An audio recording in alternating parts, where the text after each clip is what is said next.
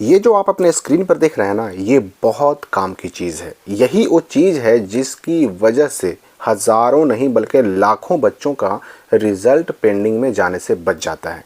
इसको कहते हैं एब्सेंटी सीट। और ये एब्सेंटी सीट जो है ना, हर एक दिन के एग्ज़ाम में आपका भरा जाता है। अब आप सोचिएगा कि भाई हमको कब मिलता है, हमने तो कभी देखा नहीं, हमने कभी भरते हुए इसको अपने क्लासरूम में किसी टीचर को देखा नहीं। हो सकता है आपने ना देखा हो, लेकिन ये हर दिन हर सब्जेक्ट के एग्ज़ाम में, हर सिटिंग के एग्ज़ाम में, मैट्रिक के भी एग्ज़ाम में, इंटर के भी एग्ज़ाम में ये पर डे भरा जाता है। आप इसमें देखिए ये है क्या।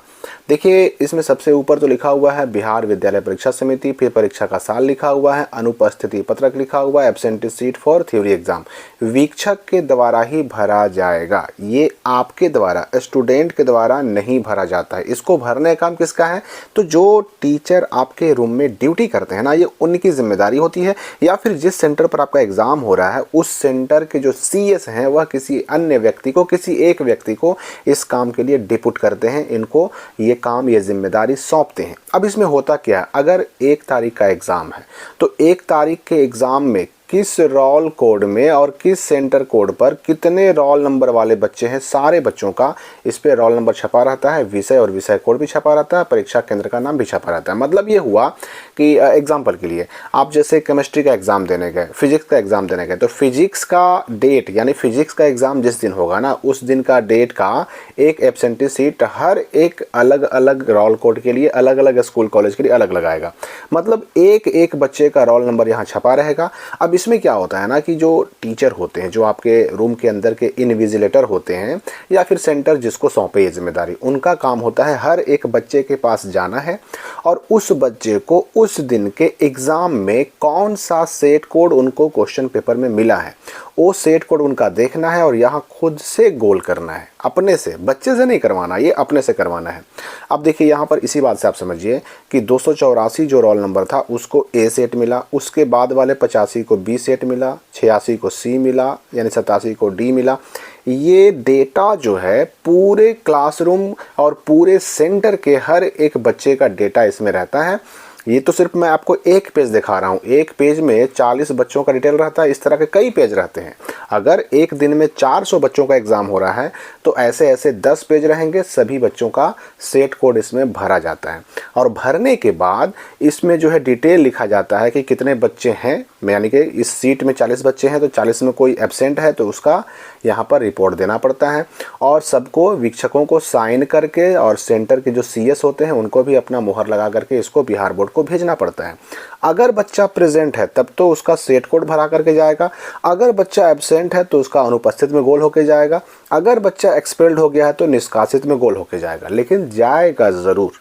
अब इस एब्सेंटी सीट को भरवाने के पीछे बिहार स्कूल एग्जामिनेशन बोर्ड का क्या मकसद है, क्या वजह है, मैट्रिक इंटर के बच्चों के एग्ज़ाम में ये क्यों भरवाया जाता है? तो मैं आपको बता दूं कि बहुत सारे ऐसे केसेस आते हैं जब बच्चे अपने ओएमआर सीट में या फिर कॉपी में क्या करते हैं कि ये वाला जो पोर्शन आप देख रहे हैं, यानी जिसमें सेट कोड लिखना होता है, यहाँ इस बॉक्स में सेट कोड लिखना होता है, ABCDEFGH में से कोई भी सेट जो उनको मिला हो लिखना होता है और जो सेट मिलता है उसके सामने वाले गोलक को गोल करना होता है।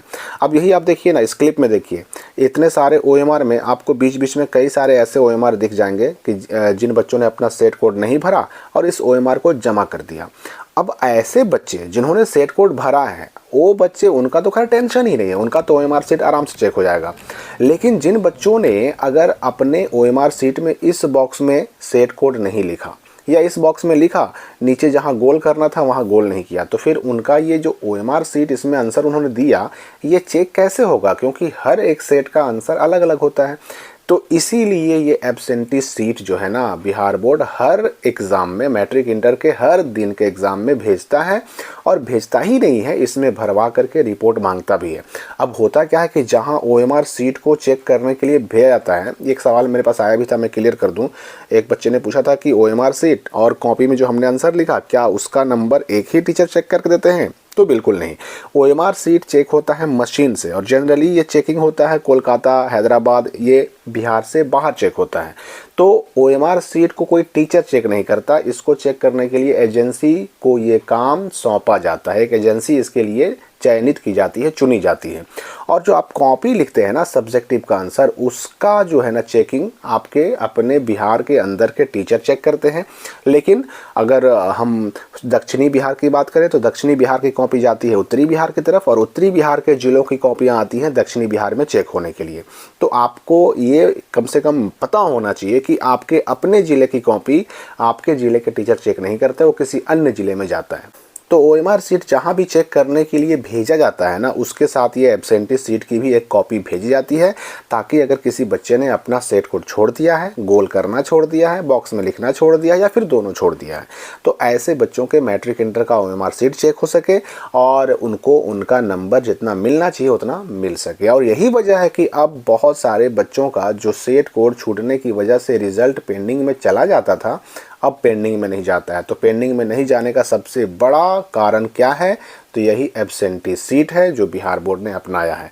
तो मेरे ख्याल से सारी बातें आपके सामने क्लियर हो गई होंगी। आपने अपने एग्ज़ाम में अगर कोई गलती की है तो कमेंट करके बताएं, और अगर आपको कोई डाउट हो तो वो भी आप कमेंट करके पूछ सकते हैं। हम मिलेंगे अगली वीडियो में नए अपडेट और नई जानकारी के साथ।